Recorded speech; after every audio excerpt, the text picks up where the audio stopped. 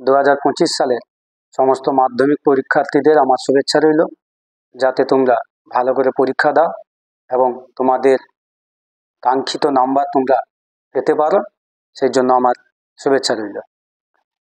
তো আমি আজকে আলোচনা করব ইতিহাস সাজেশন 2025 সালের। এই সাজেশন আলোচনা পূর্বে আমি আলোচনা করব যে ইতিহাস পরীক্ষায় যে সমস্ত সমস্যাগুলো এর আগে দেখা দিয়েছে বা কি কি ধরনের সমস্যার সম্মুখীন হয় শিক্ষার্থীরা, সেই ধরনের কিছু আমি কথা আলোচনা করব। যেমন কি ইতিহাস পরীক্ষায় দেখা যায় যে ছোট প্রশ্ন বা শর্ট কোশ্চেনগুলো বই থেকে, বিশেষ করে বিভিন্ন রেফারেন্স বা সাজেশনমূলক যে সমস্ত বই বা ইউটিউব চ্যানেলে যেগুলোতে আলোচনা হয় শর্ট কোশ্চেনগুলো, সেগুলো পরীক্ষায় আসে না, অনেক ক্ষেত্রে আসে না শর্ট কোশ্চেন।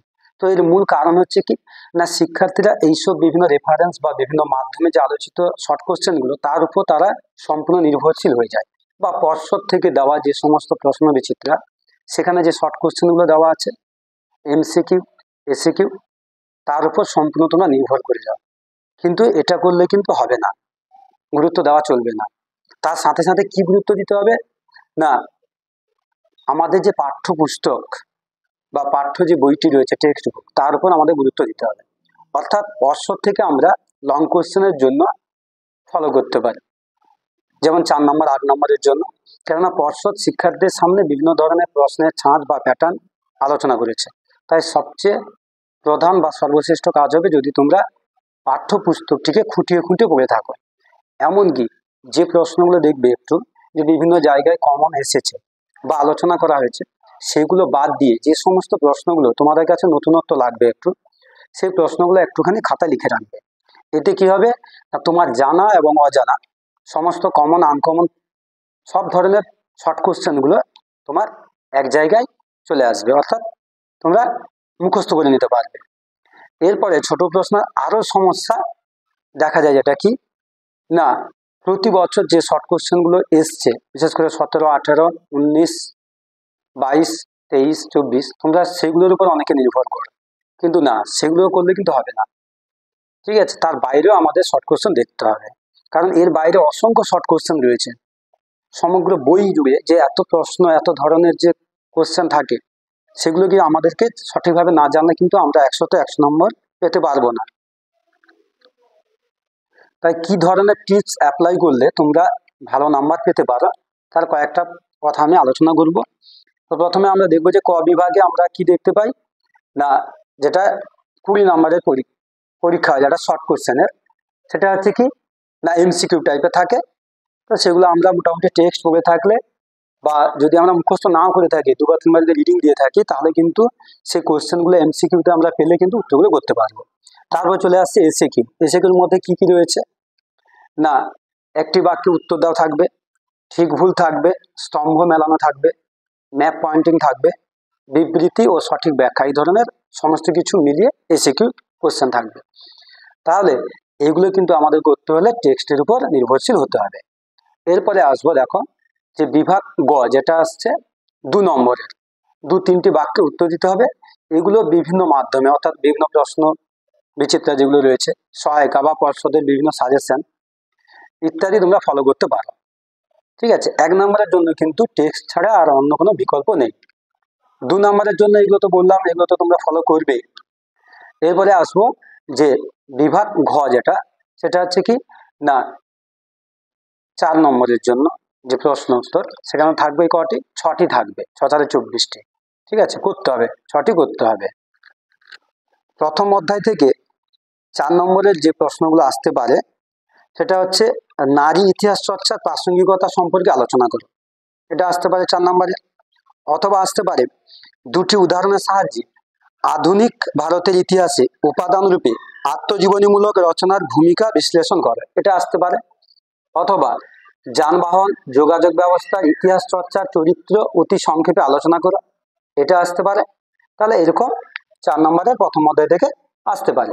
আমি প্রথমে 4 নম্বরগুলো আলোচনা করব, তারপরে আলোচনা করব কি আমি 8 নম্বরগুলো আলোচনা করব।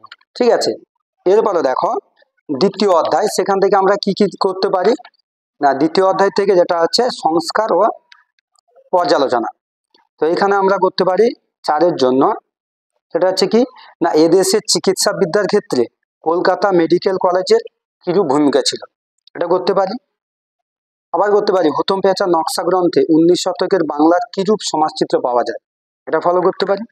বা 19 শতকের বাংলায় পাশ্চাত্য শিক্ষার বিস্তারে রামমোহন রায়ের ভূমিকা, এটা করতে পারি। আবার নারী শিক্ষা প্রসারে ঈশ্বরচন্দ্র বিদ্যাসাগরের অবদান সংক্ষেপে আলোচনা করো, এটাও আমরা 4 নম্বরের জন্য করতে পারি। এছাড়া টিকা করতে পারি চার্লস উডের নির্দেশনামা, ঠিক আছে, এটা 4 নম্বরের জন্য আমরা করতে পারি। তারপরে আমরা করতে পারি যেগুলো আছে 8 নম্বরে, সেটা আমরা পরে আলোচনা করব। আগে 4 নম্বরগুলো প্রত্যেকটা অধ্যায় থেকে আমি আলোচনা করে যাচ্ছি, ঠিক আছে। দেখো, তারপরে আমি 4 নম্বরের জন্য আর কি কি দেখতে পারি, তৃতীয় অধ্যায় যেটা আছে প্রতিরোধ ও বিদ্রোহ, সেখানে করতে পারি প্রথমে যে ঔপনিবেশিক অরণ্য আইন ভারতের আদিবাসী জনগণের বিদ্রোহের প্রেক্ষাপট তৈরি করেছিল, মন্তব্যটি ব্যাখ্যা করো। অথবা করতে পারি বিদ্রোহ, অভ্যুত্থান ও বিপ্লব এই ধারণাটি ব্যাখ্যা করো। অথবা বিদ্রোহ, অভ্যুত্থান, বিপ্লব এই 3টি ধারণার পার্থক্যগুলি একটি করে উদাহরণ সহ ব্যাখ্যা করো, এটা করতে পারো। নচেত করতে পারো আরেকটা কোশ্চেন, যেটা হচ্ছে ওয়াহাবি ও ফরাজি আন্দোলনের মধ্যে পার্থক্য কি ছিল, এটা করতে পারো। চতুর্থ অধ্যায় করতে পারো যেটা আছে সংঘবদ্ধতা গোড়ার কথা, সেখানে করতে পারো তোমরা আনন্দমঠ উপন্যাসটি কিভাবে জাতীয়তাবাদী চেতনা বিস্তারে সহায়তা করেছিল, এটা করতে পারো। মহারানীর ঘোষণাপত্র তার ঐতিহাসিক তাৎপর্য কি, এটা 4 নম্বরের জন্য করতে পারো। এরপরে করতে পারো তোমরা 4 নম্বরের জন্য যে কোন ভাইসরয়ের সময় এলবার্ট বিল আন্দোলন সংগঠিত হয়েছিল, এই বিলের বিরুদ্ধে কারা আন্দোলন করেছিলেন এবং কেন, এটা করতে পারো, ঠিক আছে। এরপরে 5ম অধ্যায়, সেখান থেকে তোমরা যেটা করতে পারো কারিগরি শিক্ষার বিকাশে বাংলায় বেঙ্গল টেকনিক্যাল ইনস্টিটিউটের কি ভূমিকা ছিল, এটা করতে পারো। অথবা বাংলায় ছাপাখানার বিকাশে উপেন্দ্র কিশোর রায়চৌধুরীর ভূমিকার মূল্যায়ন করতে পারো, এটা করতে পারো, এটা 4 নম্বরের জন্য। এছাড়া আর কি কি ধরনের কোশ্চেন আসতে পারে, যে বিশ্বভারতী প্রতিষ্ঠার ক্ষেত্রে রবীন্দ্রনাথ ঠাকুরের শিক্ষা চিন্তার পরিচয় দাও, এটা দেখতে পারো। অথবা ছাপাখানার বিস্তার ও শিক্ষার প্রসারের সম্পর্ক সমানুপাতিক 19 শতকের মধ্যভাগ থেকে 20 শতকের প্রথম ভাগে বাংলার শিক্ষা বিস্তার প্রসঙ্গ উদ্ধৃতিটি ব্যাখ্যা করো, ঠিক আছে। এই ধরনের 4 নম্বরের প্রশ্ন তোমরা ফলো করতে পারো। এরপরে 6 নম্বর অধ্যায়ে তোমরা করতে পারো ওয়ার্কার্স অ্যান্ড প্রেজেন্টস পার্টি সম্পর্কে একটি সংক্ষিপ্ত টিকা করতে পারো। সর্বভারতীয় কিষাণ সভা টিকা করতে পারো। আর একটা টিকা করতে পারো মিরাট ষড়যন্ত্র মামলা, এটা করতে পারো, ঠিক আছে। তারপরে করতে পারো যে ভারত ছাড়ো আন্দোলনের শ্রমিকদের ভূমিকা, এটা 4 নম্বরে দেখে রাখতে পারো। এরপর 7ম অধ্যায় করতে পারো দলিত অধিকার বিষয়ে গান্ধী ও আম্বেদকর বিতর্কের মূল প্রসঙ্গটি আলোচনা করো, এটা করতে পারো। সশস্ত্র বিপ্লবী আন্দোলনে নারীদের যোগদানের চরিত্র বিশ্লেষণ করতে পারো, ঠিক আছে। এছাড়া আর কি করতে পারো না, অসহযোগ আন্দোলনে নারীরা অনেক ক্ষেত্রে নেতৃত্ব দিয়েছিলেন, বক্তব্যটি বিশ্লেষণ করে 20 শতকের ভারতে উপনিবেশিকতা বিরোধী আন্দোলনে ছাত্রদের যোগদান কতটা গুরুত্বপূর্ণ ছিল, এটাও 4 নম্বরের জন্য করতে পারো। এছাড়া করতে পারো যে হুতুম প্যাঁচার নকশায় সমকালীন সমাজের কি ছবি ফুটে উঠেছে, এটা 4 নম্বরের জন্য দেখতে পারো। বাংলায় চিকিৎসা বিদ্যার বিকাশে কলকাতা মেডিকেল কলেজের ভূমিকা, বাংলায় সংগঠিত নীল বিদ্রোহের কারণগুলি আলোচনা করতে পারো। তারপরে করতে পারো ভাষার ভিত্তিতে রাজ্য পুনর্গঠনের উদ্যোগ কেন নিতে হয়েছিল। এরপর আর একটা দেখতে পারো দেশভাগ পরবর্তী পাঞ্জাব ও বাংলায় উদ্বাস্তু সমস্যা চরিত্র পার্থক্য বিশ্লেষণ করো, এটা দেখতে পারো। এই হচ্ছে 4 নম্বরের মোটামুটি একটা প্রশ্ন আমি আলোচনা করলাম। এরপরে আসবো আমরা কি না বিভাগ ঘ, অর্থাৎ 4 নম্বর মোটামুটি আমাদের হয়ে গেল। এবার দাগে চলে আসবো যে 8 নম্বর প্রশ্ন থাকবে, সেখানে থাকবে কটি, 3টি থাকবে, আমাদের করতে হবে একটি।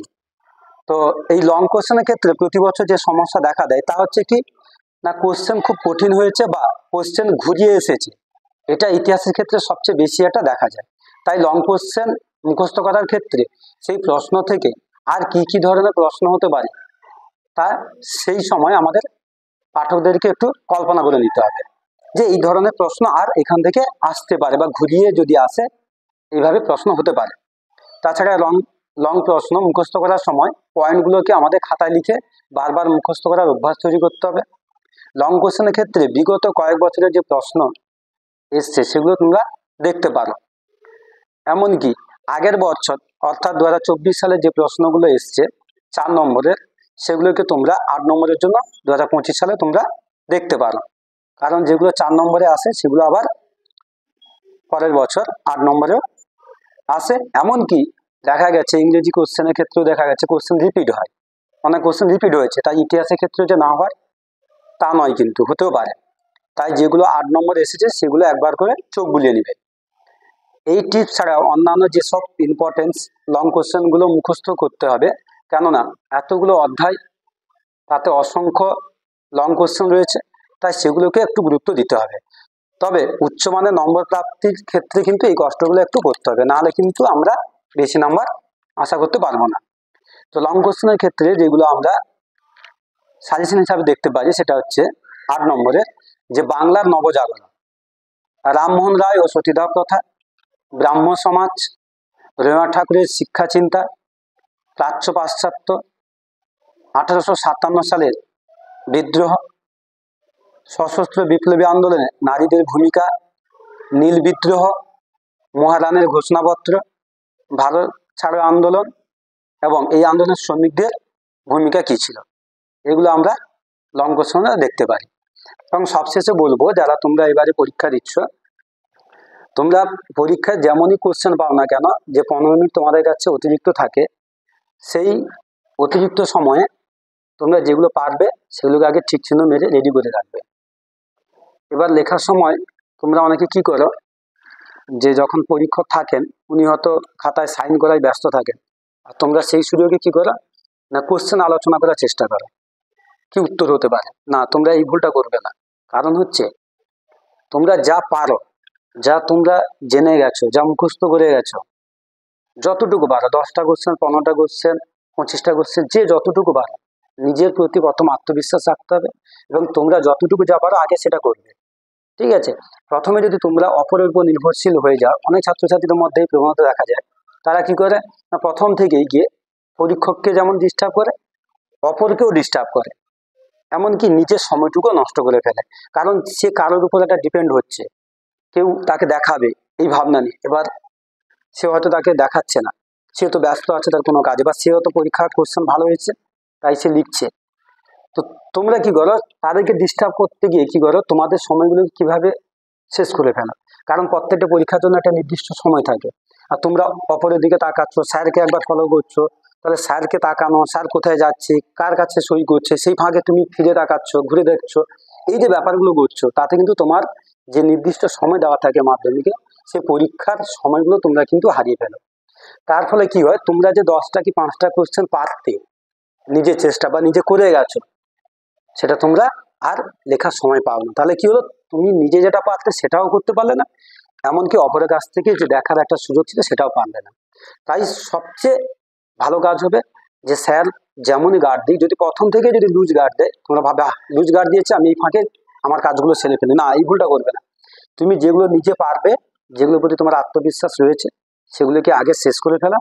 শেষ করার পরে সময় থাকবে, তখন যদি তুমি দেখতে গিয়ে তোমার খাতাও ছাড়িয়ে নেয়, তাতেও তোমার আফসোস নাই, কারণ তুমি যতটুকু পারো ততটুকু তুমি কিন্তু খাতায় নামিয়ে দিয়েছো, এর বাইরে তুমি পারতে না। তো এমনিতেই খাতা নিলে কি আর না নিলে কি, তাতে তোমার কোনো যায় আসে না, বা ক্ষতি হওয়ার কিছু নেই। কিন্তু প্রথমে যদি খাতা দিয়ে বসো পরীক্ষককে, তাহলে কিন্তু তুমি একবারে শূন্য পাবে। খাতায় লিখতে হবে, যাই পারো বা নাই পারো, তোমাকে নিজের থেকে কিছু লিখতে হবে, লেখার ক্ষমতা রাখতে হবে। ঠিক আছে? এগুলো হচ্ছে মধ্যবর্তী বা যারা একবারে পাস করার জন্য পড়াশোনা করছো তাদের জন্য এই টিপসটা থাকলো। আর যারা 100তে 100 নম্বর পাও বা পাওয়ার জন্য তোমরা যোগ্য, তারা তো অবশ্যই টেক্সট বই এবং আমার সাজেশন বাদ দিও, আমাদের নিজস্ব যেসব সাজেশন বা স্যার বা বিভিন্ন জায়গা থেকে যে সমস্ত সাজেশন পেয়েছে সেগুলো তো অবশ্যই ফলো করবে। কারণ আমরা যে যেখান থেকে সাজেশন দিই না কেন, প্রত্যেকে কিন্তু আমরা টেক্সট বইকে ফলো করে, অর্থাৎ সিলেবাসের মধ্য থেকেই সাজেশন আমরা তৈরি করছি। তো সেহেতু কারো একটা সাজেশন ফলো করা মানে এই নয় যে আমার সময় নষ্ট হলো কি লাগলো না, তা নয়। কিন্তু তোমাদের সাজেশন অবশ্যই লাগবে, এবং কোশ্চেন অবশ্যই আসবে। ঠিক আছে, তোমাদের ভালো করে লিখতে হবে এবং চেষ্টা করবে যে যে কোশ্চেনগুলো আগে পারবে তুমি ভালোভাবে সেগুলোকে প্রথমে লেখার চেষ্টা করবে। ঠিক আছে, প্রথমে তো নিজেদের নাম অবশ্যই যেখানে যা পূরণ করার ব্যাপার আছে সেগুলো করবে, রেজিস্ট্রেশন নম্বর, রোল নম্বর যেগুলো যা দেওয়ার আছে সেগুলো সব করবে, ক্রমিক নম্বর আরও আছে, সাথে দাগ নম্বর অবশ্যই লিখবে। দাগ নম্বর না লিখলে কিন্তু পরীক্ষকরা নাম্বার দিতে পারবে না। ঠিক আছে, সেই জন্য অবশ্যই দাগ নম্বর দেবে, মার্জিন দেবে এবং যতটুকু নিজে পারো ততটুকু লেখার পরে শেষ পর্যন্ত তোমরা চেষ্টা করবে ম্যানেজ করার। ঠিক আছে, হলে ভালো, না হলে কোনো চাপ নেই। তো এই হচ্ছে আমার সাজেশন দেওয়া হলো। তো এর বাইরেও অনেক প্রশ্ন আছে যেগুলো তোমাদের আসতে পারে বা করতে হতে পারে।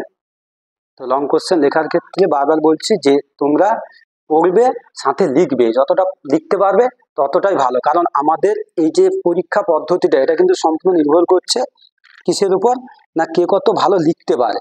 ঠিক আছে, সেই লেখাটাকে বেশি গুরুত্ব দেওয়া হচ্ছে। কারণ সেগুলো তোমরা যদি না নামাতে পারো তাহলে কিন্তু তুমি বেশি জেনে বেশি মুখস্থ করে কোনো লাভ নেই। কারণ তোমার লেখাটাই তোমার নম্বর প্রাপ্তির শ্রেষ্ঠ উপায় বা শ্রেষ্ঠ জায়গা। ঠিক আছে, ভালো করে পরীক্ষা দেবে। ধন্যবাদ।